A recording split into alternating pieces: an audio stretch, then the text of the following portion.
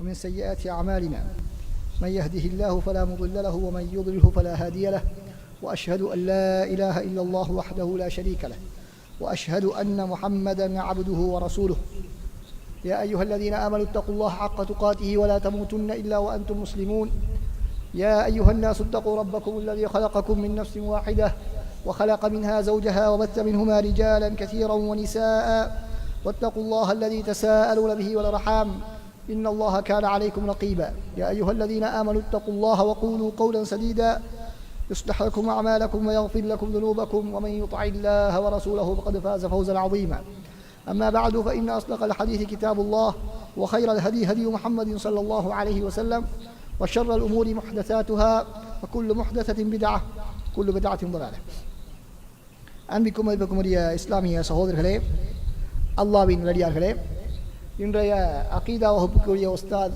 ஷேக் இஸ்மாயில் சலஃபி அவர்களால் தவிர்க்க முடியாத சில காரணங்களினால் வர முடியாமல் சென்றதனால் நாம் திங்கட்கிழமை ஆரம்பிப்பதாக அறிவித்திருந்த நமது வகுப்பை தொடர் உரையை இன்றையிலிருந்து இன்றைக்கு அதற்கு ஒரு முன்னுரையாக அமைத்துக் கொள்ளலாம் என நாம் நினைக்கின்றோம்.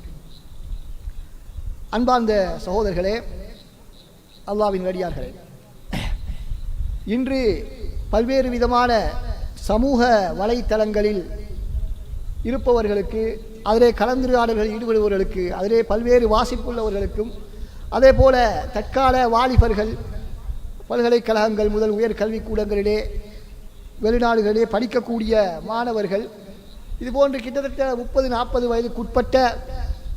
வயதுக்குட்பட்டவர்கள் இவர்கள் மூலமாக தற்காலத்திலே அவதானிக்க முடியுமான முக்கியமான ஒரு பிரச்சனை இருக்கிறது.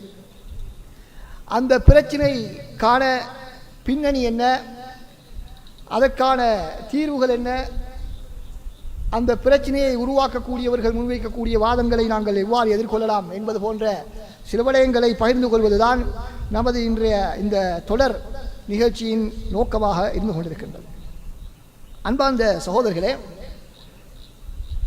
பொதுவாக நாம் நமது தமிழ் உலகத்தை பற்றி நாங்கள் பேசுவதற்கு முன்னால், தமிழகத்தில் சில வேளை இது போன்ற பிரச்சனைகள் அண்மை காலத்திலே அதிகரித்திருந்தாலும் கூட அரபு உலகத்திலே பல ஆண்டுகளாக காணப்படக்கூடிய ஒரு பிரச்சனை தான் நாம் இந்த தொடரிலே பார்க்க இருக்கக்கூடிய பிரச்சனை. அதாவது 2000ஆம் ஆண்டுகள் அளவிலே இஸ்லாமிய அழைப்பு பணியிலே ஒரு மாற்றம் ஏற்பட வேண்டும், ஒரு புதுமை உருவாக்கப்பட வேண்டும், புதிய நடையிலே புதிய ஒரு முறையிலே நமது அழைப்பு பணியை எடுத்துச் செல்ல வேண்டும் என்ற ஒரு பிரச்சாரம் அரபுலகத்திலே அதிகமாக பேசப்பட்டது. இவ்வாறு பேசப்பட்டு கொண்டிருக்கக்கூடிய அந்த நிலைமையிலே தான் 2001 ஆண்டு செப்டம்பர் அமெரிக்காவின் இரட்டை கோபுர வர்த்தக மைய தாக்குதல் நடைபெறுகின்றது. இந்த தாக்குதல் நடைபெற்றதற்கு பின்னாலும் அதற்கு முன்னாலும் உள்ள இஸ்லாமிய அழைப்பு பிரச்சாரத்திற்கு மத்தியிலே மிகப்பெரிய வேற்றுமை இருக்கிறது. அது எங்களால் சிலவேளை அவதானிக்க முடியாமல் இருந்தாலும் அதனை நாங்கள் அவதானிக்க வேண்டும் என்றால் எப்படி அவதானிக்கலாம்? நமது இலங்கையிலே ஏற்பட்ட ஈஸ்டர் அட்டாக் தாக்குதலுக்கு முன்னாலும் பின்னாலும் எவ்வாறு பெரிய ஒரு மாற்றத்தை நாங்கள் கண்டோமோ அதை போன்ற ஒரு மாற்றத்தை தான் அரபு உலகம் பொதுவாக சர்வதேசத்திலே, நமது நாட்டிலே அது பெரிதாக தாக்கம் ஏற்படுத்தாவிட்டாலும் சர்வதேச அளவிலும் குறிப்பாக அரபு உலகிலும் இது பெரிய ஒரு தாக்கத்தை செலுத்தியது. அதனை நாங்கள் புரிந்து கொள்ள வேண்டும் என்றால் நமது நாட்டில் ஏற்பட்ட அந்த ஈஸ்டர் அட்டாக் தாக்குதலை எங்களுக்கு உதாரணமாக சொல்லலாம். அதற்கு முன்னாலும் அதற்கு பின்னாலும் உள்ள இஸ்லாமிய பிரச்சாரம் என்பது மிக மிக வித்தியாசமானது. இருந்தாலும் அதற்கு பின்னாலும் கூட இஸ்லாமிய அழைப்பாளர்கள் ஓரளவு இஸ்லாத்தினுடைய வரையறைக்குள் இருந்து கொண்டு பல்வேறு விதமான சவால்களை எதிர்நோக்கி கொண்டிருந்தார்கள். ஆனால் எப்பொழுது ஈராக் யுத்தம் ஏற்பட்டு 2003 இந்த பகதாத் தோல்வி அடைந்து விட்டதோ, அமெரிக்கர்களின் கையிலே வீழ்ந்து விட்டதோ, அதற்கு பின்னால் மிகப்பெரிய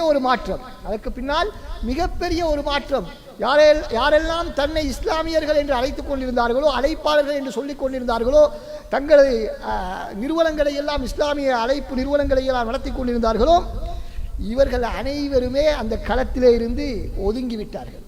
நாங்கள் இன்று எங்களது நாட்டிலும் பார்க்க முடியும், பல அழைப்பாளர்களை காணவில்லை, களத்திலே காணவில்லை. ஏன்? அந்த அளவுக்கு பல்வேறு விதமான நெருக்குதல்கள், சிக்கல்கள், பல்வேறு விதமான விசாரணைகள், பிரச்சனைகள் என்று அவர்களுக்கு அழுத்தங்கள் பிரயோகிக்கப்பட்டதன் காரணமாக, இன்னும் அவர்களுடைய கொள்கையில் உள்ள உறுதியின்மையின் காரணமாக, அல்லது பல்வேறு அவருடைய சொந்த லாபங்களுக்காக, இப்படி பல்வேறு காரணங்களினால் அவர்கள் ஒதுங்கி இருப்பதை நாங்கள் பார்க்கின்றோம். அது போன்ற ஒரு நிலைமைதான் அந்த அரபுலகத்திலும் சர்வதேச ரீதியாகவும் ஏற்பட்டது. அன்பார்ந்த சகோதரர்களே, ஆரம்ப காலத்திலே அரபுலகிலே மதச்சார்பின்மையை நோக்கிய, செக்யூலரிசத்தை நோக்கிய அழைப்பு மிக வலுவாக காணப்பட்டது. 1980 அதற்கு முன்னால் உள்ள பகுதிகளில் இந்த இஸ்லாத்தை எல்லாம் இந்த காலத்தில் பின்பற்ற முடியாது, குர்ஆன் சுன்னாவெல்லாம் எங்களுக்கு ஆதாரம் அல்ல, இஸ்லாத்தை நாங்கள் பின்பற்ற வேண்டிய அவசியம் இல்லை என்று மதச்சார்பின்மையற்ற ஒரு வாழ்க்கை, மதச்சார்பின்மை இல்லாத ஒரு வாழ்க்கை. மதச்சார்பின்மை என்று சொன்னால் பொது வாழ்விலே மதத்துக்கும் பொது வாழ்வுக்கும் சம்பந்தம் கிடையாது. உங்களுக்கு மதம் வேண்டும் என்றால் நீங்களும் உங்களுடைய தனிப்பட்ட வாழ்க்கையிலும் நடைமுறைப்படுத்தலாம். ஆனால் பொது வாழ்க்கையிலோ, அரசியலிலோ, பொது இடங்களிலோ நீங்கள் என்ன செய்ய முடியாது, இந்த மதத்தை நீங்கள் நடைமுறைப்படுத்த முடியாது என்பதுதான் மதச்சார்பின்மையினுடைய சுருக்கம். அதிலே பல்வேறு விதமான பிரிவுகள் இருக்கின்றன. சுருக்கம் அதுதான் மையக்கருத்து. மதச்சார்பின்மையினுடைய மையக்கருத்து என்ன? உங்களுடைய பொது வாழ்விலே நீங்கள் இஸ்லாத்தை நடைமுறைப்படுத்தக்கூடாது, உங்களுடைய வீடுகளுக்குள் தனிப்பட்ட வாழ்க்கையிலே நீங்கள் நடைமுறைப்படுத்துவது எங்களுக்கு எந்த விதமான பிரச்சனையும் இல்லை. அதனால் தான் MMDA கேள்விக்குட்படுத்துகிறார்கள். அதே போல பொது இடங்களிலே ஹிஜாபோடு பேஸ்கோரோடு நடமாடுவதை தடை செய்கிறார்கள் என்பதையெல்லாம் அதற்கான காரணம் என்னவென்றால் இந்த மதச்சார்பின்மை தான். மதச்சார்பின்மையை ஐரோப்பிய நாடுகள் தமது கொள்கையாக அங்கீகரித்திருப்பதுதான் முக்கியமான காரணம். எனவே ஒரு பெண் இஸ்லாமிய ஆடையோடு பொது இடத்திலே நடமாடினால் அது அவர்களுடைய மதச்சார்பின்மைக்கு மிகப்பெரிய ஒரு இழுக்கு. அவருடைய மதச்சார்பின்மை என்ற அந்த கொள்கைக்கு மிகப்பெரிய ஒரு இழுக்காக அவர்கள் காண்கின்றார்கள். அதே போல இந்த இஸ்லாத்தை எப்படியாவது மக்களுடைய நடைமுறை வாழ்விலிருந்து ஒழித்துவிட வேண்டும் என்ற அவர்களுடைய அந்த திட்டங்களுக்கு சாவுமணி அடிக்கக்கூடியதுதான் ஒரு இஸ்லாமிய பெண்ணுடைய ஹிஜாபுடைய வாழ்க்கை. பொது இடத்திலே ஒரு பெண்மணி ஹிஜாபோடு செல்கிறார் என்று சொன்னால் அது அந்த மதச்சார்பின்மைக்கு சாவுமணி அடிக்கக்கூடிய ஒரு விடயம். அதனால்தான் அவர்களுக்கு அதனை சகித்துக் கொள்ள முடிவதில்லை. இல்லாவிட்டால் அது ஒரு வெறும் சீலை துண்டுதான். நம்முடைய பார்வையிலே ஒரு வெறும் சீலை துண்டாகத்தான் இருந்தாலும் கூட அவர்களுடைய பார்வையிலே அவர்கள் காலாகாலமாக அவர்கள் பாதுகாத்து வரக்கூடிய பல லட்சங்கள், பல கோடிகள், பல டிரில்லியன்கள் அவர்கள் செலவழித்து திட்டமிட்டு கொண்டு வந்த அந்த சித்தாந்தத்துக்கு ஆப்பு வைக்கக்கூடியதாக இது அமைந்து இருக்கிறது. எனவேதான் அது அவர்களுக்கு மிகப்பெரிய ஒரு அச்சுறுத்தலாக காணப்படுகிறது. இல்லாவிட்டால் அவர்களுக்கு அது ஒரு பிரச்சனை கிடையாது. அன்பார்ந்த சகோதரர்களே, எனவே அவர்கள் அப்படி ஆரம்பத்திலே நேரடியாக இஸ்லாத்தோடு மோதி பார்த்தார்கள். இந்த மதச்சார்பின்மையாளர்கள், அரபுலகத்தில் இருந்த மதச்சார்பின்மையாளர்கள் நேரடியாக மோதி பார்த்தார்கள். இஸ்லாம் எங்களுடைய காலத்துக்கு பொருத்தமற்றது, குர்ஆன் ஹதீஸ் எங்களுடைய ஆதாரம் அல்ல, நாங்கள் மேற்குலகத்தையும் பின்பற்ற வேண்டும், அவர்களை பார்த்து நாங்களும் அவர்களை முன்மாதிரியாக கொள்ள வேண்டும் என்ற ஒரு சிந்தனை அவர்கள் முன்வைத்த பொழுது அவர்களுக்கு அந்த சமூகத்திலே எந்த விதமான இடமும் கிடைக்கவில்லை. மாற்றமாக அவர்களை மக்கள் புறக்கணித்தார்கள். இப்பொழுது என்ன செய்வது? அந்த திட்டத்தை அப்படி விட்டு விடுவதா? மக்களை இஸ்லாத்தை விட்டும் தூரமாக்கக்கூடிய அந்த திட்டத்தை விட்டு விடுவதா, அல்லது திட்டத்தை இப்பொழுது மாற்றியமைப்பதா என்ற அவர்களுடைய அந்த போராட்டத்திலே முகமது ஆபிதுல் ஜாபிரி என்று சொல்லப்படக்கூடிய ஒரு நவீனவாதி, அல்ஜீரியாவை சேர்ந்தவர் என்று நினைக்கிறேன், அவர் அரபுலகத்தினுடைய சிந்தனையை விமர்சனம் செய்தல் என்ற ஒரு நூலை எழுதினார்.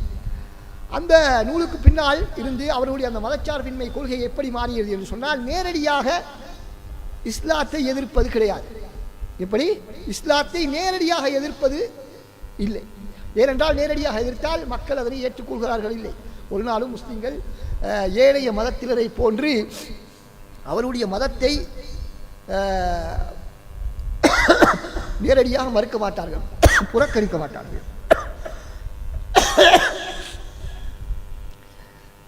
எங்களுக்கு தெரியும், மேற்குலகிலே எப்பொழுது அவர்களுக்கு அந்த அவர்களுடைய மத ஆலயங்களுக்கும் அவர்களுடைய மத போதகர்களுக்கும் அவருடைய மத அறிஞர்கள் கிறிஸ்தவ மத அறிஞர்களுக்கும் விஞ்ஞானிகளுக்கும் இடையிலே பெரிய போராட்டம் ஏற்பட்டது. அந்த போராட்டத்தின் காரணமாக மக்கள் என்ன செய்தார்கள், அந்த கிறிஸ்தவ மதமே வேண்டாம் என்று மதச்சார்பின்மையை நோக்கி சென்று விட்டார்கள். ஏனென்றால் அந்த காலத்தில் அந்த மக்களிடத்திலே காணப்பட்ட மிகப்பெரிய பிரச்சனைகள், குழப்பங்கள், போர்கள், யுத்தங்கள், ஏழ்மை, வறுமை, இன்னும் அதிகாரிகளுடைய மிகப்பெரிய அராஜகம், ஆட்சியாளருடைய மிகப்பெரிய அராஜகம், இவற்றுக்கெல்லாம் காரணமாக இருந்தவர்கள் யார் என்றால் அந்த காலத்தில் இருந்த கிறிஸ்தவ மத போதகர்கள், கிறிஸ்தவ மத அறிஞர்கள் தான் காரணமாக இருந்தார்கள். எனவே இந்த மதத்திலே இருந்து வெளியேறினால்தான் நாங்கள் முன்னேறலாம் என்ற ஒரு சித்தாந்தம் அவருடைய உள்ளத்தில் விதைக்கப்பட்டதன் காரணமாக அவர்கள் அந்த கிறிஸ்தவ மதத்தை பின்பற்றுவதில்லை. இன்று கிறிஸ்தவ பெயர்களில் அவர்கள் வலம் வந்தாலும் கூட அவர்களுடைய மதத்தை அவர்கள் பின்பற்றுவது கிடையாது. எனவே அப்படியாக தான் இந்த முஸ்லிம்களையும் நாங்கள் மாற்றிவிடலாம் என்ற ஒரு திட்டத்திலே அவர்கள் களமிறங்கினாலும் கூட அந்த திட்டம் கைகூடவில்லை. ஏனென்றால் இஸ்லாத்தினுடைய புனிதத்தன்மை பாதுகாக்கப்பட்டிருக்கிறது. அல் குர்ஆன், சுன்னா, அதே போல அதனுடைய விளக்கங்கள், சஹாபாக்களுடைய விளக்கங்கள், இவைகளெல்லாம் பாதுகாக்கப்பட்டிருக்கின்றன. கிறிஸ்தவ மதத்தை போன்று தெரிவுபடுத்தப்படவில்லை. கிறிஸ்தவ மதம் ஏனைய மதங்களை போன்று இஸ்லாத்தினுடைய வேத நூல்கள் திரிவுபடுத்தப்படவில்லை, பாதுகாக்கப்பட்டிருக்கின்றன. இதுதான் அல் குர்ஆன், இதுதான் நபியருடைய வார்த்தை என்பதை இலகுவாக மனிதர்களால் ஆய்வு செய்து கண்டுபிடிக்க முடியும் என்ற ஒரு காரணத்தினால் அந்த அழைப்பு வெற்றியளிக்கவில்லை. அவர்களுடைய அந்த அழைப்பு வெற்றியளிக்கவில்லை. இஸ்லாத்தை புறக்கணித்து விட்டு மதச்சார்பின்மையை ஏற்றுக்கொள்ளக்கூடிய அந்த கொள்கை வெற்றியளிக்கவில்லை. இப்பொழுது அவர்கள் என்ன செய்தார்கள் என்று சொன்னால், இந்த மேற்குலகம் என்னென்ன கண்டுபிடிப்புகளை எல்லாம், என்னென்ன சிந்தனைகளை எல்லாம் முன்வைத்திருக்கிறதோ, என்ன கொள்கைகளை எல்லாம் கொண்டிருக்கிறதோ, அந்த கொள்கையை இஸ்லாமும் சொல்கிறது. இஸ்லாமும் அதைத்தான் சொல்கிறது. குர்ஆன் ஹதீஸிலே அதைத்தான் சொல்லப்படுகிறது என்று குர்ஆன் ஹதீஸுக்கு மாற்று விளக்கம் கொடுப்பதற்கு ஆரம்பித்தார்கள். குர்ஆன் ஹதீஸுக்கு, அதாவது மேற்குலக உருவாக்கங்களுக்கு, மேற்குலக சிந்தனைகளுக்கு இஸ்லாமிய சாயம் பூசினார்கள். ஆரம்பத்திலே அவர்கள் செய்த வேலை ஒன்றுதான். ஆரம்பத்திலே செய்த வேலை மேற்குலக கலாச்சாரங்களை முஸ்லிம்களுக்கு அறிமுகப்படுத்தி அவர்களை இஸ்லாத்தை விட்டு அப்புறப்படுத்துவதற்கு முயற்சித்தார்கள். ஆனால் எப்படி முயற்சித்தார்கள்? இஸ்லாம் பிழை என்று சொன்னவர்களாக முயற்சித்தார்கள். ஆனால் அது எடுபடவில்லை. அடுத்து அவர்கள் என்ன முயற்சி செய்தார்கள்? இஸ்லாம் பிழை என்று சொல்லிக்கொண்டு நாங்கள் இந்த கருத்துக்களை விதைத்தால் மக்களுக்கு செல்ல மாட்டாது. எனவே நாங்கள் என்ன செய்ய வேண்டும் என்றால், இஸ்லாத்திலிருந்தே அந்த கருத்துக்களுக்கு ஆதாரங்களை நாங்கள் சமர்ப்பிக்க வேண்டும். இஸ்லாத்தை அதற்கேற்றவாறு மேற்குலக கண்டுபிடிப்புகளுக்கு, அவருடைய சிந்தனைகளுக்கு ஏற்றவாறு மாற்ற வேண்டும் என்ற ஒரு சதி முயற்சியிலே இறங்கி அவர்கள் அதிலே ஓரளவு வெற்றி கண்டார்கள். மக்களுடைய எண்ணம் எப்படி என்றளவு நாங்கள் மேற்குலகத்தோடு மோதாமல் எப்படியாவது இஸ்லாத்தை நாங்கள் பின்பற்ற வேண்டும். எப்படி மக்களுடைய மனநிலை எப்படி இருந்தது என்றால், மேற்குலகத்தோடு மோதாமல், அவர்களோடு முரண்படாமல் எப்படியாவது இஸ்லாத்தை பின்பற்ற முடியுமா என்ற ஒரு மனநிலையில் தான் முஸ்லீம்கள் இருந்தார்கள். ஏனென்றால் அந்த காலத்திலே முஸ்லீம்கள் தொழில்நுட்பத்திலே, பொருளாதார ரீதியாக, பல்வேறு நாகரிக ரீதியாக பின்னடைவிலே இருந்தார்கள். பின்னடைவிலே, அரசியல் ரீதியாக அனைத்திலுமே பின்னடைவு.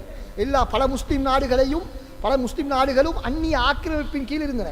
பிரான்சினுடைய ஆக்கிரமிப்பு, பிரித்தானியாவுடைய ஆக்கிரமிப்பு, இப்படி பல்வேறு மேற்குலக ஐரோப்பிய நாடுகளுடைய ஆக்கிரமிப்பு கீழ் இருந்ததன் காரணமாக முஸ்லிம்கள் இஸ்லாத்தை ஒரு பிற்போக்குத்தனமான ஒரு மதமாக பார்த்தார்கள். எனவே அவர்களுக்கு என்ன தேவை இருந்தது? மக்களுக்கு எப்படியாவது அவர்களோடு மோதாமல் இஸ்லாத்தை நாங்கள் பின்பற்ற வேண்டும் என்ற ஒரு தேவை இருந்ததனால் இவர்களுடைய இந்த பிரச்சாரம் ஓரளவு வெற்றி பெற்றது என்பதை நாங்கள் பார்க்க முடியும்.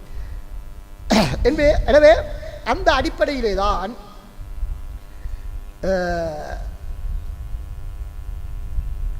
இந்த இஸ்லாத்தை பற்றி இஸ்லாத்தினுடைய ஆதாரங்களையே பயன்படுத்தி இஸ்லாத்துக்கு மாற்றமான கருத்துக்களை மக்களுக்கு மத்தியிலே விதைக்கப்பட்டது. இப்போ இதனை செய்தவர்கள் யார் என்று சொன்னால், இஸ்லாத்தை எதிர்க்கக்கூடியவர்கள் முஸ்லிமான பெயர்களில் இருந்து கொண்டு செய்தார்கள். இஸ்லாத்தை எதிர்க்கக்கூடிய நவீனவாதிகள் தான் இஸ்லாமிய பெயர்களில் இருந்து கொண்டு செய்தார்கள். ஆனால் கவலைக்கிடமான செய்தி என்னவென்று சொன்னால், இஸ்லாமியர்களாக தம்மை அறிமுகப்படுத்தியவர்களுக்கும் இந்த அவர்களுடைய கருத்துக்களில் பல விடயங்கள் ஊடுருவிவிட்டன. அவர்களுடைய அந்த கருத்துக்களில் பல விடயங்கள் ஊடுருவிவிட்டதன் காரணமாக பல்வேறு இஸ்லாமிய பின்னணியை கொண்டவர்கள், குர்ஆன் ஹதீஸை ஏற்றுக்கொண்டவர்கள், இஸ்லாம் தான் சத்திய மார்க்கம் என்று ஏற்றுக்கொண்ட பல்வேறு அழைப்பாளர்கள், எழுத்தாளர்கள், புத்திஜீவிகள் என்று சொல்லப்படக்கூடியவர்கள், இவர்களுக்கு மத்தியிலே இந்த கருத்துக்கள் அவர்களை தெரிந்தோ தெரியாமலோ அவர்களுக்கு மத்தியிலே ஊடுருவிவிட்டன. எனவே அவர்களும் அப்படி ஊடுருவதற்கான ஒரு முக்கியமான ஒரு காரணி இருக்கிறது. அதனைத்தான் நாங்கள் இந்த வகுப்பிலே முக்கியமாக பார்க்க போகிறோம். அந்த காரணி எவ்வாறு உருவாகியது என்பதைத்தான் நாங்கள், அதற்கான பதில்கள் என்ன என்பதைத்தான் நாங்கள் பார்க்க இருக்கிறோம். எனவே இப்படி அந்த கருத்துக்கள் ஊடுருவியதன் காரணமாக அதனுடைய அடையாளங்களாக நாங்கள் பார்க்க முடியுமான சில விடயங்களை நான் உதாரணத்துக்கு உங்களுக்கு சொல்கிறேன். அப்படி சொன்னால் உங்களுக்கு விளங்கும் நான் சொல்லக்கூடிய விடயம் எந்த அளவுக்கு எமது சமுதாயத்திலே ஊடுருவி இருக்கிறது என்று விளங்கும். அதாவது இஸ்லாமிய அறிஞர்கள் ஆரம்ப காலத்திலே எழுதிய அவர்களுடைய நூல்களை பற்றிய நிலைப்பாட்டை எங்களது முஸ்லிம் சில வாலிபரிடத்திலே நாங்கள் எடுத்துக்கொண்டால், சில எழுத்தாளர்களிடத்திலே நாங்கள் பார்த்தால், அதை பற்றி அவர்கள் ஏறெடுத்தும் பார்ப்பது கிடையாது. அந்த ஆரம்ப கால அறிஞர்கள் எழுதிய நூல்களை பற்றி அவர்களுக்கு எந்த விதமான அறிவும் கிடையாது. மாற்றமாக அது பற்றிய தவறான அபிப்பிராயங்களை பரப்புவார்கள். அதாவது உதாரணமாக சொல்வார்கள், பின்னால் அதை பற்றி நாங்கள் விரிவாக நாங்கள் பார்ப்போம். இன்று முன் சென்ற அறிஞர்களுடைய சலப்புகளுடைய கருத்துக்களை ஏற்றுக்கொள்ள வேண்டும், அறிஞருடைய கருத்துக்களை நாங்கள் படிக்க வேண்டும் என்று சொல்லக்கூடியவர்களை பார்த்து அவர்கள் சொல்லுவார்கள், இது இவர்கள் இவ்வாறு சொல்வதற்கான காரணம் என்னவென்றால், இவர்கள் அறிஞர்களுடைய கருத்துக்களை அரசியல் நீக்கம் செய்து புரிந்து கொண்டார்கள் என்று சொல்வார்கள். என்னடா அப்போ இது அரசியல் நீக்கம் என்று சொல்கிறான், ஒன்றும் விளங்குதில்லை அப்படின்னு கேட்டால், அதுதான் அவர்களுடைய சித்தாந்தம். பொதுமக்களுக்கு, சாதாரண மக்களுக்கு விளங்காமல் பேசுவது, சாதாரண மக்களுக்கு புரியாமல் பேசுவது என்பதில் அவர்களுக்கு ஒரு இன்பம்.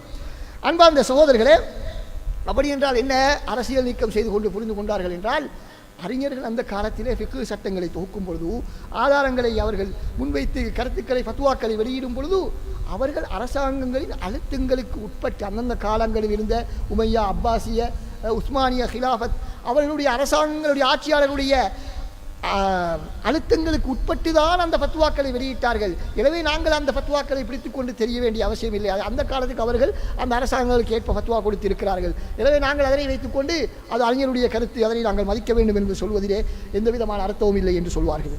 அதே போல, ஆனால் அதுக்கு மாற்றமாக மேற்குலகத்திலே இருந்து வரக்கூடிய சித்தாந்தங்கள், கருத்துக்கள், இவற்றையெல்லாம் அவர்கள் என்ன எந்த அளவுக்கு என்று சொன்னால், மேற்குலகம் என்று இல்லை, இன்று வரக்கூடிய சினிமா படங்கள், பாடல்கள், இவற்றை கூட சமுதாயத்தினுடைய சீர்திருத்தத்திற்கான ஒரு உதாரணமாக முன்வைப்பார்கள். அதே போல இஸ்லாமிய நிறுவனங்கள் பற்றிய தவறான நிலைப்பாடுகள், அதனை தவறாக விமர்சிப்பது, ஒரு இஸ்லாமிய நிறுவனம் அல்லாத ஒரு நிறுவனத்திலே ஒரு தவறு நிகழ்ந்தால் அது மனிதன் என்ற அடிப்படையில் நிகழ்ந்த ஒரு தவறு, அதனை கண்டுகொள்ளக்கூடாது. ஒரு பல்கலைக்கழகத்திலோ அல்லது ஒரு பாடசாலையிலோ ஒரு தவறு நடக்கிறது என்பதை நாங்கள் சுட்டிக்காட்டினால் அது மனிதன் என்ற அடிப்படையில் ஒரு தவறு நடக்கும், அதற்காக அதை தூக்கி பிடித்துக் கொண்டு நாங்கள் தெரியக்கூடாது என்று சொல்வார்கள். ஆனால் அதே தவறு ஒரு அரபு கல்லூரியிலோ அல்லது ஒரு பள்ளிவாயிலோ ஒரு இஸ்லாமிய நிறுவனத்தில் நடந்துவிட்டால் அதை தூக்கி பிடித்துக் கொண்டு திரிவார்கள். இதோ நீங்கள் இதுதான் நீங்கள் சொல்லக்கூடிய இஸ்லாமா? அந்த இடத்திலே அவர்கள் மலக்குவார்களாக ஆகிடுவார்கள். இவ்வளவு நாளும் மனிதர்களாக இருந்தவர்கள் மலக்குவார்களாக மாறிவிடுவார்கள். இப்படி அதாவது இஸ்லாத்தினுடைய எதிரிகளுடைய கருத்துக்களை அவர்கள் என்ன செய்வார்கள்? மிகவும் நாகரிகமாக, பண்பாக, ஒழுக்கமாக அணுகுவார்கள். ஆனால் முஸ்லிம் அழைப்பாளர்கள் அவர்கள் ஒரு கருத்தை சொல்லிவிட்டால் அவர்களை எதிர்த்து தாக்குவது, அவர்களுக்கு மிக தவறான வார்த்தைகளை பிரயோகிப்பது, இது போன்ற நிலைமைகளை நாங்கள் பல வாலிபரிடத்திலே நாங்கள் பார்க்க முடியும்.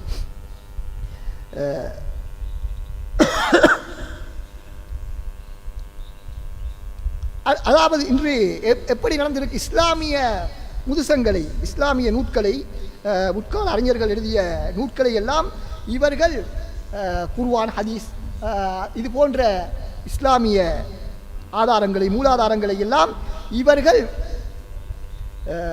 குற்றவாளி கூண்டிலே நிறுத்திவிட்டார்கள். இன்று குற்றவாளி கூண்டிலே நிறுத்திவிட்டார்கள். முன்பு அவைகளை வைத்துதான் ஆரம்ப காலங்களிலே சில காலங்களுக்கு முன்னால் எந்த ஒரு சித்தாந்தம் கருத்துக்கள் வந்தாலும் கூட அவற்றை குர்ஆன் ஹதீஸோடு எந்த அளவு அது உடன்பட்டு செல்கிறது என்று பார்த்துதான் ஏற்றுக்கொள்ளக்கூடிய நிலைமையிலே இருந்து இப்பொழுது அவைகள் அனைத்துமே குற்றவாளி கூண்டிலே நிறுத்தப்பட்டிருப்பதை நாங்கள் பார்க்க முடியும். ஆரம்ப காலத்திலே முன்னுதாரணமாக பார்க்கப்பட்ட சஹாபாக்கள், இமாம்கள், தாபியீன்கள், தபா தாபியீன்கள், பெரும் இஸ்லாமிய அறிஞர்கள் எல்லாம் பிற்காலத்திலே அவர்கள் எந்த விதமான நாகரிகமும் தெரியாத ஒரு பிற்போக்குவாதிகளாக கருதப்படக்கூடிய ஒரு நிலைமையை நாங்கள் பார்க்கின்றோம்.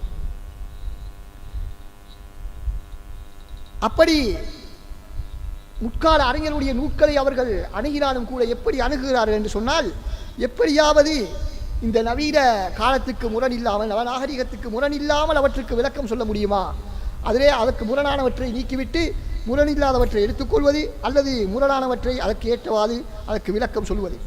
இப்படி இவர்களுடைய நிலைமை எப்படி, இன்றைய சில வாலிபர்களுடைய சில மக்களுடைய நிலைமை எப்படி மாறியிருக்கிறது என்று சொன்னால், இவர்கள் மேற்குலகத்தை பார்த்து என்ன சொல்ல வருகிறார்கள், மேற்குலகத்தை பார்த்து இஸ்லாத்தை எப்படி இவர்கள் முன்வைக்கிறார்கள் என்று சொன்னால், நீங்கள் செய்யக்கூடிய என்ன நடவடிக்கைகளாக இருந்தாலும் உங்களுடைய செயற்பாடுகள், அவர்கள் கொண்டு வரக்கூடிய செயற்பாடுகள் ஜனநாயகமாக இருக்கலாம், அல்லது கம்யூனிசமாக இருக்கலாம், அல்லது இவர்கள் கொண்டு வர மதச்சார்பின்மை, அதே போல் லிபரலிசம், இது போன்ற பல்வேறு விதமான இவருடைய புதிய புதிய சித்தாந்தங்கள் எல்லாம் இருக்கின்றனவா, இவற்றையெல்லாம் என்ன செய்கிறார்கள், ஏதாவது ஒரு அறிஞருடைய கருத்தை வைத்து, ஏதாவது ஒரு மதுஹபுடைய கருத்தை வைத்து எப்படியாவது என்ன செய்வார்கள், அதை இஸ்லாமாக்குவதற்கு முயற்சி செய்வார்கள், இஸ்லாமாக்குவதற்கு முயற்சி செய்வார்கள். அப்போ எனவே இவர்கள் இதன் மூலமாக நாங்கள் என்ன சொல்ல வருகிறோம், மேற்குலகத்துக்கு நாங்கள் என்ன சொல்ல வருகிறோம்,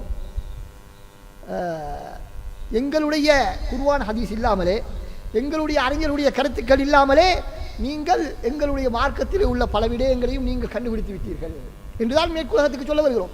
மேற்குலகம் செய்யக்கூடிய அனைத்தையும் நாங்கள் நியாயப்படுத்தினால் அவர்கள் எங்களுடைய குர்ஆன் ஹதீஸ் அந்த அறிஞருடைய கருத்துக்களும் இல்லாமல் அந்த விடயத்தை அடைந்திருக்கிறார்கள் என்று சொன்னால் அவர்கள் என்ன, அவர்களுக்கு நாங்கள் எங்களுடைய பக்கத்தில் இருந்து சொல்வதற்கு எதுவுமே இல்லை. ஏற்கனவே அவர்கள் என்ன, எங்களுடைய குர்ஆன் ஹதீஸில் உள்ளது, அறிஞருடைய கருத்துக்களில் உள்ளவற்றை எல்லாம் அவர்கள் நடைமுறைப்படுத்தி கொண்டிருக்கிறார்கள்.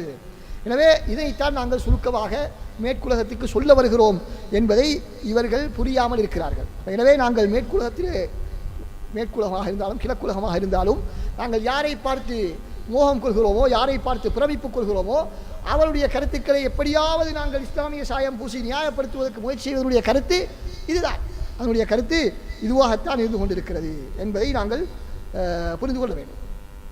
இப்பொழுது கேள்வி என்னவென்று சொன்னால், இந்த நிலைமை ஏற்படுவதற்கான காரணம் என்ன, இந்த நிலைமை ஏற்படுவதற்கான காரணம் என்ன என்று சொன்னால், எந்த ஒரு சிந்தனை கருத்துக்கள் உருவாகுவதாக இருந்தாலும் அதற்கு பின்னணியிலே ஒரு மறைமுகமான ஒரு காரணம் இருக்கும். அதனை தேடி கண்டுபிடிக்காத வரையில் எங்களால் அதற்கு வைத்தியம் செய்ய முடியாது, எங்களால் அதற்கு வைத்தியம் செய்ய முடியாது. ஒரு நோயாளி இருப்பார், நோயாளிக்கு அந்த நோயின் அவருடைய நோயினுடைய அறிகுறிகள், பல அறிகுறிகள் இருக்கும். அந்த அறிகுறிகளை இல்லாமலாக்குவதன் மூலமாக நோயை நாங்கள் நீக்க முடியும், அந்த பிரச்சனையை நீக்க முடியுமா என்றால் முடியாது. எனவே அவருக்கு நோய் என்ன என்று நாங்கள் அடையாளம் கண்டால்தான் அவருக்கு வைத்தியம் செய்ய முடியும். வெறும் அறிகுறிகளுக்கு மாத்திரம் வைத்தியம் செய்வதன் மூலமாக அந்த நோயை நம்மால் குணப்படுத்த முடியாது. எனவே இவர்கள் புதிதாக வைக்கக்கூடிய வாதங்கள், இவற்றுக்கு ஒவ்வொன்றாக நாங்கள் மறுப்பு சொல்லிக் கொண்டிருப்பதன் மூலமாக அதனை முடிவுக்கு கொண்டு வர முடியாது. இன்றைக்கு ஒன்றுக்கு பதில் சொன்னால் நாளைக்கு வேறொரு வார்த்தையிலே அதனை கொண்டு வருவார்கள், நாளைக்கு இன்னொரு புதிய வாதத்தை முன்வைப்பார்கள். இப்படி புதிய வாதங்களை முன்வைத்து கொண்டே இருப்பார்கள், அதற்கு முடிவு காண முடியாது. எனவே இதற்கு முடிவு காண வேண்டும் என்றால் அவர்களுடைய மெயின் இந்த சித்தாந்தங்கள் உருவாவதற்கான பின்னணி என்ன, அதனுடைய ரகசியம் என்ன, எந்த மனப்பாங்கிலிருந்து அவர்கள் பேசுகிறார்கள் என்பதை நாங்கள் புரிந்து கொள்ள வேண்டும். இமாம் இப்னு தைமிய்யா ரஹ்மத்துல்லாஹி அவர்கள் இதனை மிக அழகாக சொல்கிறார்கள். பல்வேறு விதமான தவறான கருத்துக்கள் உருவாகுவதற்கான காரணங்களை யார் அறிந்து கொள்ளவில்லையோ அவர் அந்த மக்களுக்கு வைத்தியம் செய்ய முடியாது, அந்த மக்களுடைய பிரச்சனையை, அவருடைய சந்தேகங்களை தீர்க்க முடியாது என்று இப்னு தைமிய்யா ரஹ்மத்துல்லாஹி அவர்கள் மிக அழகாக சொல்கிறார்கள். அன்பார்ந்த சகோதரர்களே, அறிஞர்கள் இந்த நிலைமையை பார்த்து பலரும் பல்வேறு விதமான விளக்கங்களை சொல்கிறார்கள். இதற்கு இதுதான் காரணமாக இருக்கும், இதற்கு இதுதான் காரணமாக இருக்கும் என்று சொல்கிறார்கள். அதிலே சிலர் என்ன சொல்கிறார்கள் என்று சொன்னால், மேற்குலகத்தை பார்த்து பிரமிப்படைந்ததுதான் அவர்களுடைய கண்டுபிடிப்புகளினால் ஏற்பட்ட பிரமிப்பு தான் இதற்கான காரணம் என்பதாக சொல்கிறார்கள். அன்பார்ந்த சகோதரி, உண்மையிலே அது உண்மையான காரணம் அல்ல, அது ஒரு அறிகுறி மாத்திரம்தான். அவர்கள் இருக்கக்கூடிய நோயினுடைய ஒரு அறிகுறி மாத்திரமே தவிர அது உண்மையான காரணம் அல்ல. இன்னும் சிலர் என்ன சொல்கிறார்கள் என்று சொன்னால், அதுதான் பலரும் நாங்கள் நினைத்துக் கொண்டிருக்கக்கூடிய ஒரு காரணம். என்ன? பகுத்தறிவுவாதம் என்று சொன்னால், நாங்கள் எல்லோரும் ஏற்றுக்கொள்ள பகுத்தறிவல்ல. அவர்கள் ஒவ்வொருவரும் தானாக சில விடயங்களை, சில அறிவுபூர்வமான வாதங்கள் என்று முடிவு செய்து வைத்திருக்கிறார்கள். அந்த வாதங்களின் அடிப்படையிலே அவர்கள் பல விடயங்களை அணுகுவார்கள். எனவே இதுதான், அதாவது பகுத்தறிவை பயன்படுத்தியதன் காரணமாகத்தான் இவர்கள் இவ்வாறு இஸ்லாத்துக்கு மாற்று விளக்கம் சொல்லிக் கொண்டிருக்கிறார்கள், குர்ஆன் ஹதீஸுக்கு மாற்று விளக்கம் சொல்லிக் கொண்டிருக்கிறார்கள் என்பதாக சிலர் விளக்கம் சொல்கிறார்கள், சிலர் காரணம் சொல்கிறார்கள். ஆனால் உண்மையிலே அது ஒரு காரணம் அல்ல. பகுத்தறிவை முற்படுத்தியதன் காரணமாகத்தான் இவர்கள் வழிகேட்டிலே சென்று விட்டார்கள் என்றால், அல்லது குர்ஆன் ஹதீஸுக்கு மாற்று விளக்கம் சொல்கிறார்களா என்றால் அது ஏற்றுக்கொள்ள முடியாது. காரணம் என்னவென்றால், அவர்களுடைய வாதங்களை நீங்கள் எடுத்து பார்த்தீர்கள் சொன்னால் பகுத்தறிவுக்கு முரணான பல்வேறு விதமான வாதங்கள் இருக்கும். பகுத்தறிவுக்கு முரணான பல்வேறு வாதங்கள் அவர்களிடத்திலே காணப்படும். எனவே அவர்களிடத்திலே அந்த பகுத்தறிவு மிகைத்ததன் காரணமாகத்தான் இந்த வாதங்களை சொல்கிறார்கள் என்று சொன்னால் அதனையும் ஏற்றுக்கொள்வது சிரமமான ஒரு விடயம். ஏன்? அவர்களுடைய வாதங்களிலே முன்னுக்கு முன்முரணான, பகுத்தறிவுக்கு முரணான பல்வேறு கருத்துக்கள் இருக்கின்றன. இன்ஷா அல்லாஹ் அதற்கு உதாரணங்களை பின்னால் நாங்கள் பார்ப்போம். அடுத்ததாக இன்னும் சிலர் என்ன சொல்கிறார்கள் என்று சொன்னால், நவீன முஅ்தஸிலாக்கள். என இவர்கள் நவீன முஅ்தஸிலாக்கள் என்பதாக சொல்கிறார்கள். ஆனால் இதுதான் மிகவும் தவறான ஒரு விளக்கம், தவறான ஒரு கருத்து. அவர்கள் முஅ்தஸிலாக்களை போன்று என்று சொல்வது, முஅ்தஸிலாக்களை பற்றி தெரியாதவர்கள் தான் அப்படி சொல்வார்கள். ஏனென்றால் முஅ்தஸிலாக்கள் நாங்கள் நினைப்பது போல இவர்களை போன்றவர் அல்ல. இவர்கள் எப்படி மார்க்கத்தை எப்படியாவது பின்பற்றாமல் இருப்பதற்கு, மார்க்கத்தை விட்டும் தூரமாகுவதற்கான கருத்துக்களைத்தான் இவர்கள் சொல்லிக் கொண்டிருப்பார்கள். எப்படியாவது மார்க்கத்தை பின்பற்றாமல் இருப்பதற்கான கருத்துக்களைத்தான் இவர்கள் சொல்லுவார்கள். ஆனால் முஅ்தஸிலாக்கள் அப்படி அல்ல.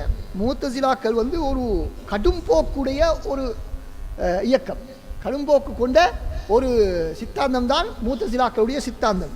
எந்த அளவுக்கு என்று சொன்னால், அவர்களுடைய பார்வையிலே பாவிகள் முஸ்லிம்கள் அல்ல.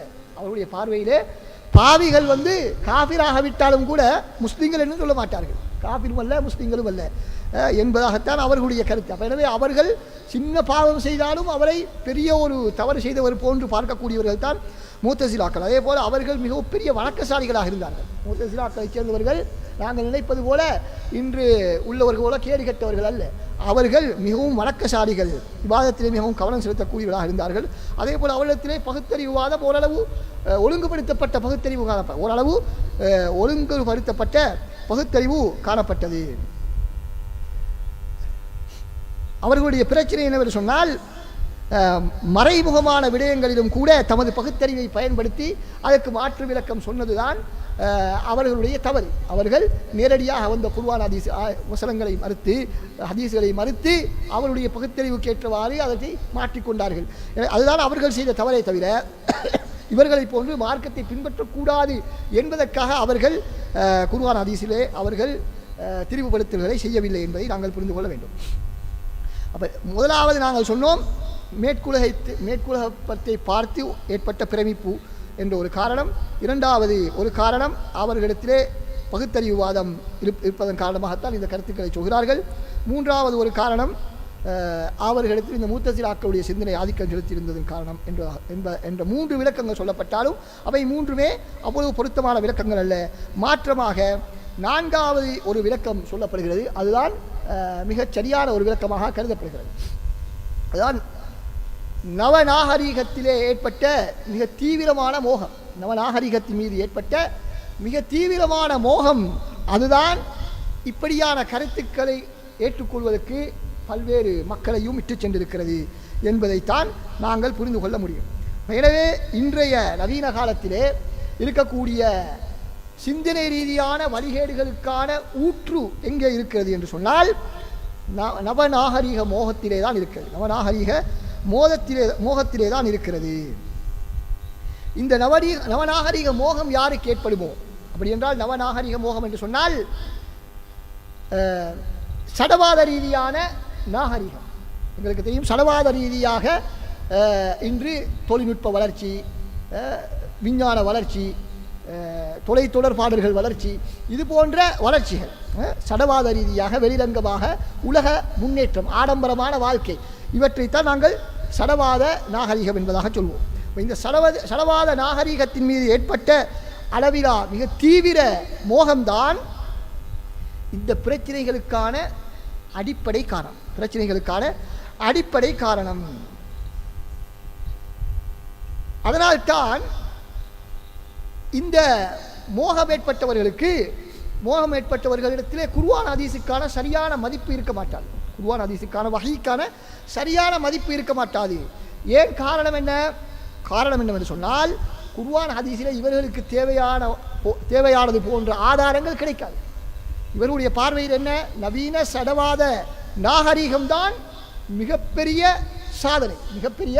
ஒரு சாதனை. அதாவது அவர்களுடைய பார்வையில் இந்த மனிதன் இந்த உலகத்திலே உருவாக்கப்பட்டதனுடைய அடிப்படை நோக்கம், மிக உயர்ந்த நோக்கம், உயர்ந்த இலக்கு என்னவென்றால், இந்த உலகத்திலே மிகவும் சௌகரியமாக அனைத்து விதமான வசதி வாய்ப்புகளையும் அடைந்து கொள்ள வேண்டும், ஒரு வசதியான ஒரு சமூகமாக வாழ வேண்டும். ஒரு ஊரை எடுத்துக்கொண்டால் அது மிக தொழில்நுட்பத்திலே, கல்வி அறிவிலே, இவற்றிலே எல்லாம் மிக உயர்ந்து விளங்க வேண்டும். அதுதான் இஸ்லாம் எம்மிடத்தில் இருந்து எதிர்பார்க்கின்றது என்பதுதான் அவர்களுடைய கருத்து. அதன் காரணமாகத்தான் இதுபோன்று குர்ஆன் ஹதீஸுக்கு அவர்கள் மதிப்பில்லாமல் நடந்து கொள்கிறார்கள், குர்ஆன் ஹதீஸோடு மதிப்பில்லாமல் நடந்து கொள்கிறார்கள். இதன் காரணமாகத்தான் நாங்கள் ஏற்கனவே சொன்னது போல ஆரம்ப கால அறிஞர்களுடைய நூட்களை அவர்கள் புறக்கணிக்கிறார்கள். காரணம் என்ன? அவற்றிலெல்லாம் இந்த சடவாத நாகரிகத்துக்கு மதிப்பு கிடையாது.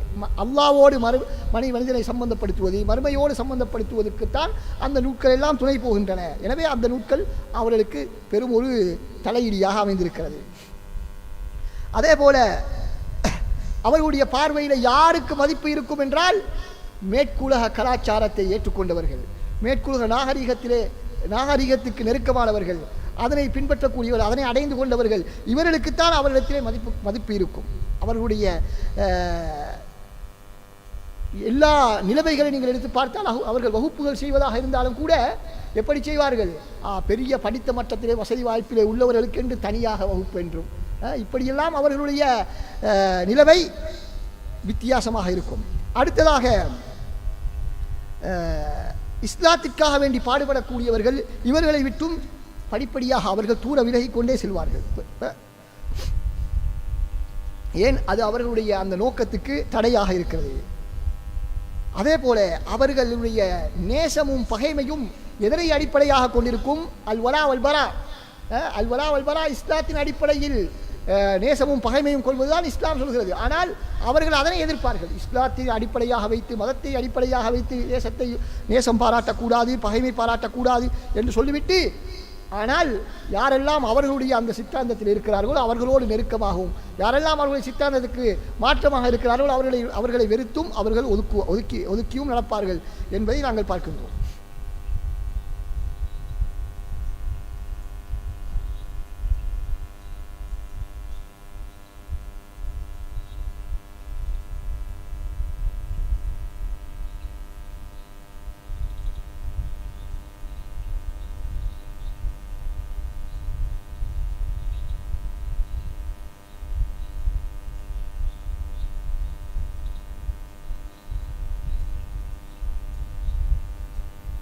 எனவே அன்பார்ந்த சகோதரர்களை, இறுதியாக ஒரு முக்கியமான விடயத்தை சொல்லி நான் இந்த வகுப்பை முடிக்கலாம் என நினைக்கின்றேன்.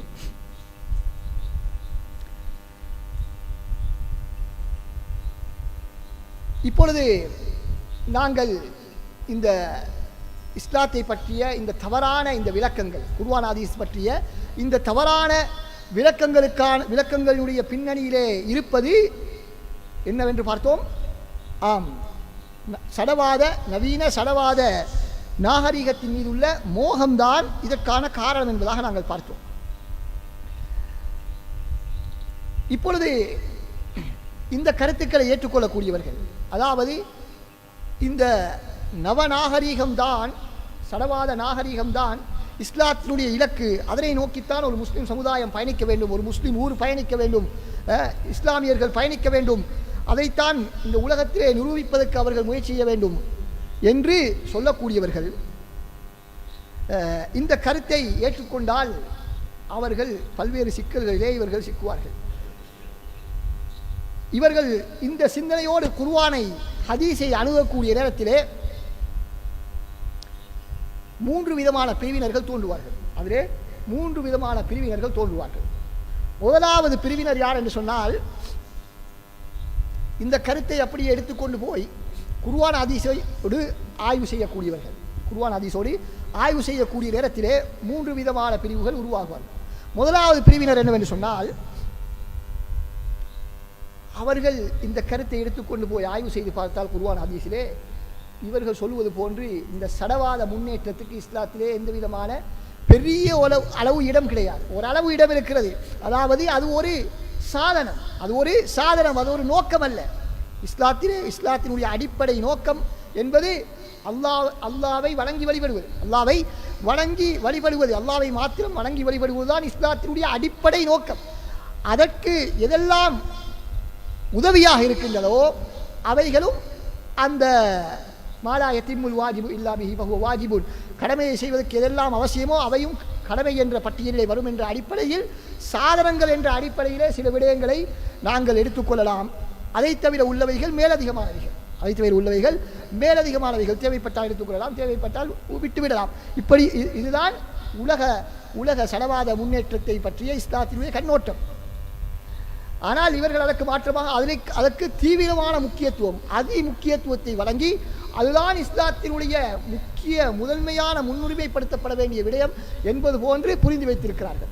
இப்படி புரிந்து வைத்திருப்பதன் மூலமாக குர்ஆன் ஹதீஸை அவர்கள் அணுகக்கூடிய நேரத்திலே அதற்கு மாற்றமாகத்தான் குர்ஆன் ஹதீஸ் இருக்கும். அவர்களுடைய இந்த கருத்துக்கு மாற்றமான வசனங்கள் பல நூற்றுக்கணக்கான வசனங்களை எங்களுக்கு காட்ட முடியும். இன்ஷா அல்லாஹ் பின்னால் அடுத்த வகுப்புகளில் அதனை நாங்கள் பார்ப்போம். எனவே அப்படி பார்க்கக்கூடிய நேரத்திலே இப்பொழுது இவருடைய நிலைமை எப்படி இருக்கும்? ஒன்றில் தனது கருத்தை விட்டு விலகிக் கொள்ள வேண்டும். தான் ஏற்றுக்கொண்டிருக்கக்கூடிய இந்த நாகரிகத்துக்கு சடவாத முன்னேற்றத்துக்கு கொடுக்கக்கூடிய இந்த முன்னுரிமையை விட்டும் அவர் விலகி அவர் திரும்பி வர வேண்டும். திரும்பி வந்து அல்லாஹ்வுக்கு அடிபணிந்து விடப்பதுதான் எங்களுடைய வாழ்க்கையின் முக்கியமான நோக்கம், மற்றவைகள் எல்லாம் உதவிகளுக்கு எடுத்துக்கொள்ளக்கூடியவை என்ற முடிவுக்கு அவர் வந்துவிட்டால் அவர் தப்பிவிடுவார். அவர் என்ன செய்வார்? தப்பிவிடுவார். அல்லது என்ன செய்வார்? இல்லை, குர்ஆன் ஹதீஸோடு முரண்பட்டாலும் பரவாயில்லை, இந்த கருத்து தான் எனது கருத்து, இதுதான் சரியான கருத்து, இதனை நான் விட்டுக் கொடுக்க மாட்டேன் என்று குர்ஆன் ஹதீஸை ஒரு பக்கமாக தூக்கி எறிந்துவிட்டு அவருடைய இஷ்டத்துக்கு அவர் தனது வாழ்க்கையை அமைத்துக் கொண்டிருப்பார். இது 2வது சாராருடைய நிலைமை. 3வது சாராருடைய நிலைமையை பற்றி தான் நாங்கள் இப்பொழுது பேசப் போகிறோம். 3வது சாரார் யார் என்றால், அவர்கள் இப்பொழுது இந்த குர்ஆன் ஹதீஸை பார்க்கிறார்கள், இவருடைய இந்த கருத்துக்கு தோதுவான வசனங்களை காண முடியவில்லை. இப்பொழுது என்ன செய்வார்கள் என்று சொன்னால், எப்படியாவது வழிந்துரை செய்வார்கள். அல் குர்ஆன் ஹதீஸுக்கு அதிலே இல்லாத விளக்கங்களை எல்லாம் திணித்து எப்படியாவது இந்த சடவாத முன்னேற்றத்தை குர்ஆன் ஹதீஸ் ஆதரிப்பது போன்று, அதற்குத்தான் முன்னுரிமை வழங்குவது போன்று குர்ஆன் ஹதீஸ்களை அவர்கள் திரிவுபடுத்துவார்கள். குர்ஆன் ஹதீஸுடைய வசனங்களுக்கான விளக்கங்களை அவர்கள் திரிவுபடுத்துவார்கள். அதனை திரிவுபடுத்துவதற்காக பல்வேறு விதமான வாதங்களை அவர்கள் பயன்படுத்துவார்கள். அது என்னென்ன வாதங்கள் என்பதைத்தான் நாங்கள் இன்ஷா அல்லாஹ் அடுத்த வகுப்பிலே நாங்கள் பார்க்க இருக்கின்றோம். அப்ப எனவே அவர்கள்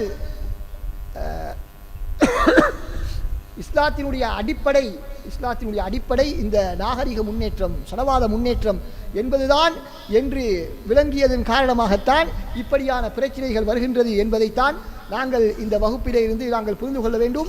இதன் காரணமாகத்தான் இன்று குர்ஆன் ஹதீஸுக்கு பல்வேறு விதமான விளக்கங்கள் சொல்லப்படுகின்றன. ஆனால் அதனை அவர்கள் நேரடியாக சொல்ல மாட்டார்கள். இதன் காரணமாகத்தான் நாங்கள் இந்த முடிவுக்கு வருகிறோம் என்று. மாற்றமாக அவர்கள் அதற்கு பல்வேறு விதமான நியாயங்களை சொல்வார்கள். குர்ஆன் ஹதீஸுடைய நியாயங்களை சொல்வார்கள். அது எந்த அளவு தவறான விளக்கங்கள், குர்ஆன் ஹதீஸோடு எந்த அளவுக்கு மோதுகிறது, குர்ஆனுடைய பல்வேறு வசனங்களோடு எவ்வாறு மோதுகிறது என்பதைத்தான் நாங்கள் இன்ஷா அல்லாஹ் அடுத்த வகுப்பிலே இருந்து நாங்கள் பார்க்க இருக்கின்றோம். இன்ஷா அல்லாஹ் நாங்கள் தொடர்ந்தும் இந்த விடயங்களை நாங்கள் கவனமாக கவனித்து வந்தால் பல்வேறு விதமான சிந்தனை சிக்கல்களில் இருந்து எங்களால் வெளிவர முடியும். அதே போல் நாங்கள் எங்களோடு உரையாடக்கூடியவர்களுக்கு சில விளக்கங்களை நாங்கள் வழங்க முடியும். அதே போல் எங்களுடைய பிள்ளைகளை, எங்களுடைய சந்ததிகளை இது போன்ற சிந்தனை சிக்கல்களில் இருந்து நாங்கள் பார்க்க முடியும், பாதுகாக்க முடியும். இல்லாவிட்டால் இந்த சிந்தனை சிக்கல் வந்துவிட்டால் அது மிகப்பெரிய ஒரு பிரச்சனையை உருவாக்கிவிடும். ஒரு இது எப்படியான சிந்தனை சிக்கல் என்று சொன்னால், ஒரு ஹதீஸை மறுத்தால் அதோடு அது முறிந்துவிடும். ஒரு ஹதீஸை மறுத்தால் அந்த ஹதீஸோடு அது முடிந்துவிடும்.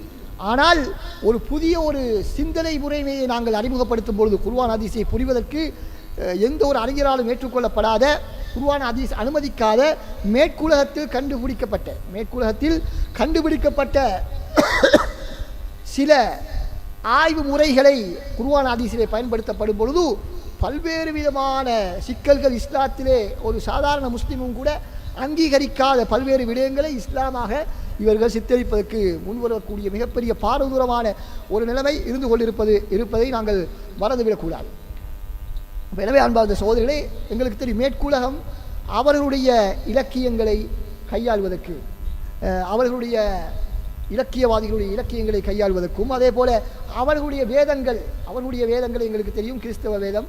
இவற்றை நாங்கள் பைபிளை எடுத்துக்கொண்டால் அவர்களுடைய பைபிளிலே முன்னுக்கு பின்முரணான மிகவும் மோசமான வார்த்தை பிரயோகங்கள், தவறான பல்வேறு விடயங்கள், வரலாற்றுக்கு புறம்பான, விஞ்ஞானத்துக்கு புறம்பான, அறிவுக்கு பொருத்தமில்லாத எத்தனையோ கட்டுக்கதைகள் எல்லாம் நிரம்பி காணப்படுகின்றன. அப்போ எனவே அவர்களுக்கு உள்ள பிரச்சனை என்னவென்றால், இந்த பைபிளையும் வைத்துக்கொள்ள வேண்டும், மக்களையும் கிறிஸ்தவத்துக்குள் வைத்துக்கொள்ள வேண்டும், என்ன செய்வது என்ற அந்த போராட்டத்துக்கு மத்தியிலே உருவாக்கப்பட்ட சில ஆய்வு முறைகள் தான் இன்று சில முஸ்லிம்களால் குர்ஆன் ஹதீஸுக்கும் பயன்படுத்தப்பட்டு கொண்டிருக்கிறது என்பதை நாங்கள் மறந்துவிடக்கூடாது. அது அவர்களுக்கே தெரியாது. நாங்கள் குர்ஆன் ஹதீஸை ஆய்வு செய்வதற்கு பயன்படுத்தக்கூடிய இந்த முறை மேற்குலகம் அவர்களுடைய சில குறைகளை மறைப்பதற்கு உருவாக்கி கொண்ட சில ஆய்வு முறைகள் என்பதை தெரியாது. உதாரணமாக அவர்களுடைய பைபிளை நீங்கள் எடுத்துக்கொண்டால் அவர்கள் முன்னுக்கு பின்முரணான பல்வேறு விதமான வரலாற்று நிகழ்வுகள் இருக்கும். அதே போல நபிமார்களை கேவலப்படுத்தக்கூடிய ஒழுக்கவீனமான மிக வார்த்தை விநியோகங்கள் நிரம்பியதாகத்தான் இந்த பைபிளில் காணப்படுகிறது. அப்போ எனவே இதனை அவர்கள் எப்படி மக்களுக்கு நியாயப்படுத்துவது, இதனை எவ்வாறு மக்களுக்கு நியாயப்படுத்துவது? இந்த பைபிள் இறைவேதம் என்றும் சொல்கிறோம், கிறிஸ்தவம் தான் உண்மையான மார்க்கம் என்றும் சொல்கிறோம். ஆனால் பைபிளில் இவ்வளவு தெளிவான பிழைகள் இருக்கும் பொழுது எவ்வாறு மக்களை நாங்கள் எங்களோடு வைத்துக்கொள்வது? பைபிளையும் பொய்யாக்க முடியாது, கிறிஸ்தவ மதமும் பொய் என்று சொல்ல முடியாது. என்ன செய்வது என்ற திண்டாட்டத்துக்கு மத்தியிலே தான் அவர்கள் என்ன செய்தார்கள்?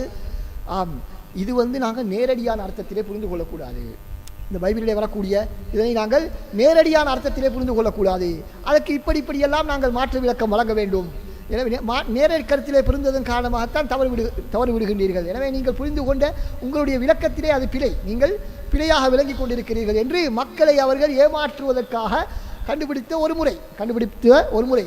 ஆனால் குர்ஆன் ஹதீஸில் அப்படி தேவை எங்களுக்கு இல்லை. அப்படியான ஒரு தேவை, அப்படி வலிந்து தேவையில்லாமல் மாற்று விளக்கங்கள் சொல்ல வேண்டிய தேவை எங்களுக்கு அவசியம் இல்லை. எனவே நாங்கள் அந்த விடயத்தை குர்ஆன் ஹதீஸிலே பயன்படுத்துவது அந்த அவர்களுடைய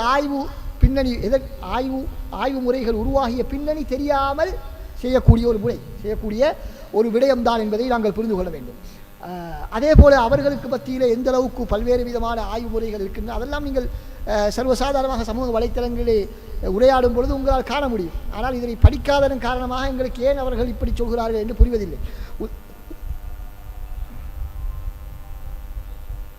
அதான் சொல்லுவோம்.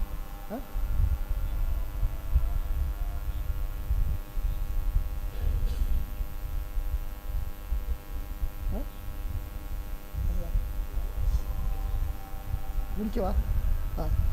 அப்போ எனவே அன்பார்ந்த சகோதரர்களே, அவர்கள் எந்த அளவுக்கு என்று சொன்னால் அவர்களுடைய பார்வையிலே, அந்த மேற்குலகத்தினுடைய பார்வையிலே எந்த ஒரு இலக்கியத்தை, எந்த ஒரு புத்தகத்தை நீங்கள் எடுத்துக்கொண்டாலும் அதனை இப்படித்தான் புரிய வேண்டும் என்ற ஒரு சட்டம் கிடையாது. அவரிடத்திலே எப்படித்தான் புரிய வேண்டும் என்ற ஒரு சட்டம் கிடையாது.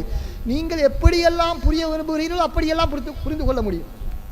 நீங்கள் எப்படியெல்லாம் புரிய முடியுமோ அப்படியெல்லாம் புரிந்து கொள்ள முடியும் என்ற ஒரு மிகவும் தவறான ஒரு கருத்தில் அவர்கள் இருக்கிறார்கள். எனவே அந்த கருத்தை தான் இவர்கள் என்ன செய்கிறார்கள், குர்ஆன்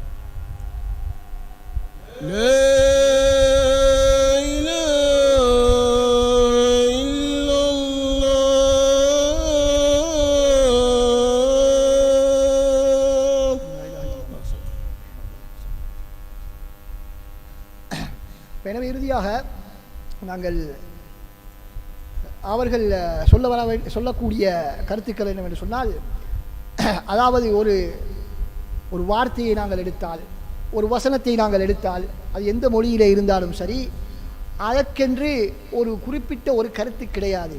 நாங்கள் என்ன கருத்து வைக்கிறோமோ அதுதான் கருத்து. நாங்கள் என்ன கருத்து வைக்கிறோமோ அதுதான் கருத்து என்பது மேற்குலகத்திலே உருவாக்கப்பட்ட ஒரு சித்தாந்தம். மேற்குலகத்திலே உருவாக்கப்பட்ட ஒரு சித்தாந்தம். எனவே அந்த சித்தாந்தத்தை தான் இன்று என்ன செய்கிறார்கள், நாங்கள் அவர்களுடைய என்ன கருத்துக்களுக்கு என்ன குர்ஆன் வசனத்தை முன்வைத்தாலும், என்ன ஆதாரத்தின் ஹதீஸை முன்வைத்தாலும், அது உங்களுடைய விளக்கம், ஹதீஸுக்கு அது உங்களுடைய விளக்கம். அந்த விளக்கத்தை தான் நான் எடுக்க வேண்டும் என்ற எந்த கட்டாயமும் இல்லை. நான் எனது அறிவு என்ன சொல்கிறதோ, எனது பகுத்தறிவு என்ன சொல்கிறதோ, எனது ஆய்வு என்ன சொல்கிறதோ, எனவே அவ்வாறு நான் புரிந்து கொள்கிறேன் என்று சொல்கிறார்கள்.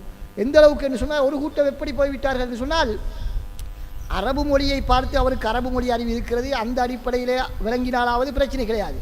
அப்படியும் இல்லை, மொழிபெயர்ப்பை பார்த்து அவர்கள் சொந்த விளக்கம் விளங்குவதற்கும் ஆரம்பித்து விட்டார்கள். ஒரு கூட்டம் அரபு மொழி அறிவே கிடையாது. அப்படி இருந்தும் கூட என்ன செய்கிறார்கள், அவர்கள் மொழிபெயர்ப்பில் இருந்து அவர்கள் சொந்தமாக விளங்கிக் கொள்கிறார்கள், சொந்தமாக விளங்குவதற்கு முயற்சி செய்கிறார்கள். எனவே அது யாருடைய விளக்கத்துக்கும் கட்டுப்பட்டதில்லை. அவர்கள் யாருடைய விளக்கத்துக்கும் கட்டுப்படாமல் தான் தோண்டித்தனமான விளக்கத்தை வைத்து அவர்கள் இந்த மார்க்கத்தை விளங்குவதற்கு முற்படுகிறார்கள். எனவே இதற்கான அடிப்படை காரணம் அந்த விளக்கமெல்லாம் எடுக்க வேண்டிய தேவை இவர்களுக்கு ஏன் ஏற்பட்டது என்றால், இந்த சடவாத முன்னேற்றம் தான் அவருடைய கண்ணுக்கு முன்னால் மிகப்பெரிய ஒரு இலக்காக, நோக்கமாக, இஸ்லாத்தினுடைய எதிர்பார்ப்பாக அவர்கள் கருதுவதுதான் என்பதை நாங்கள் புரிந்து கொள்வோம். வாஹிரு தஅவானா அல்ஹம்துலில்லாஹி ரப்பில் ஆலமீன். அஸ்ஸலாமு அலைக்கும் வரஹ்மத்துல்லாஹி வபரகாத்துஹு.